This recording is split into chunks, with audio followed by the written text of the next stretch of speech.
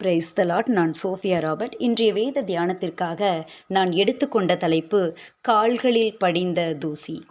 கால்களில் படிந்த தூசி. ஊழியர்களின் கால்களிலே படிந்த தூசி கூட கவனித்து பார்க்கப்படும் பொருளாகிறது.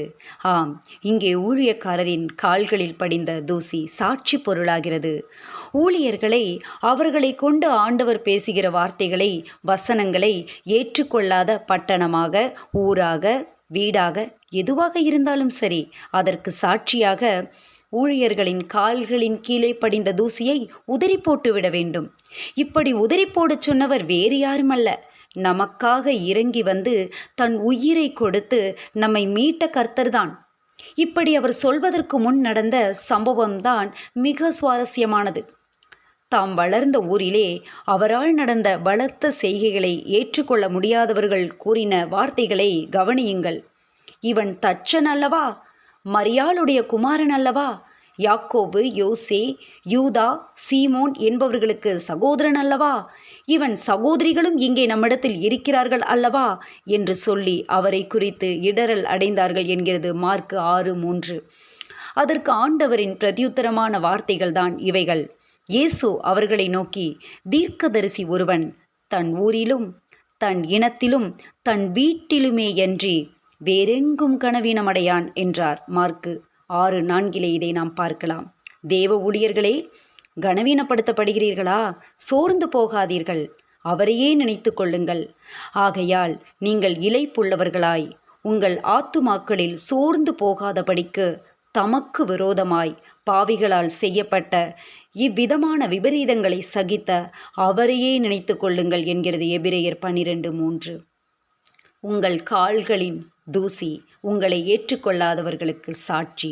ஆம், உங்கள் கால்களின் தூசி உங்களை ஏற்றுக்கொள்ளாதவர்களுக்கு சாட்சி.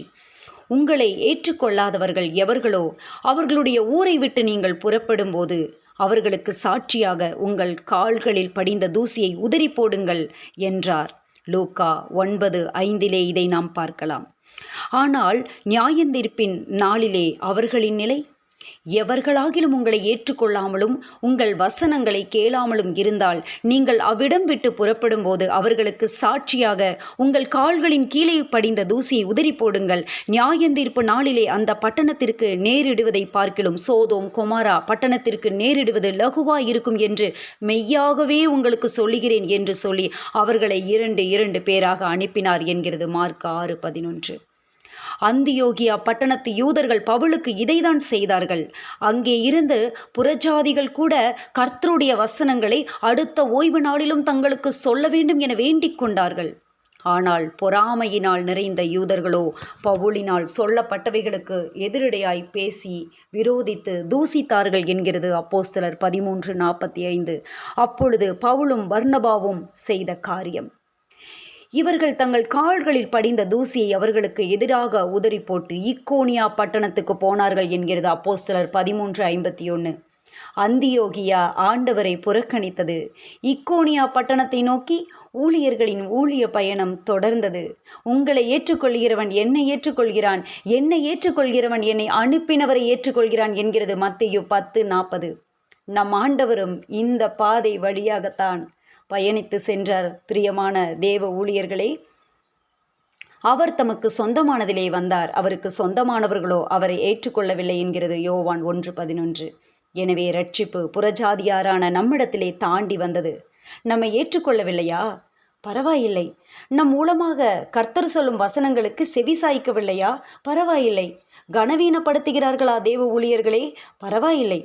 பவுலும் பர்னபாவும் என்ன சொன்னார்களோ அதையே நாமும் சொல்லி சந்தோஷமாய் கடந்து போவோம். அப்பொழுது பவுலும் பர்னபாவும் தைரியம் கொண்டு அவர்களை நோக்கி, முதலாவது உங்களுக்கே தேவ வசனத்தை சொல்ல வேண்டியதா இருந்தது, நீங்களோ அதை தள்ளி உங்களை நித்திய ஜீவனுக்கு அபாத்திரராக தீர்த்து கொள்ளுகிறபடியினால் இதோ நாங்கள் புறஜாதியாரிடத்தில் போகிறோம்.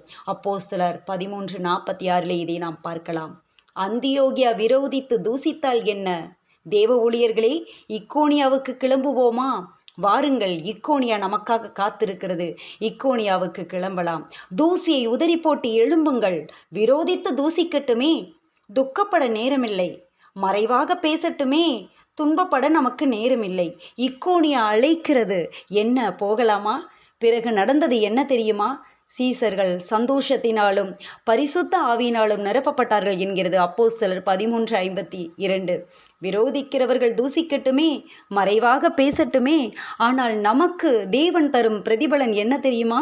சந்தோஷமும் பரிசுத்த ஆவியின் நிறைவும். அல்லேலூயா, ஆமேன். உற்சாகமாக கிளம்பலாம்.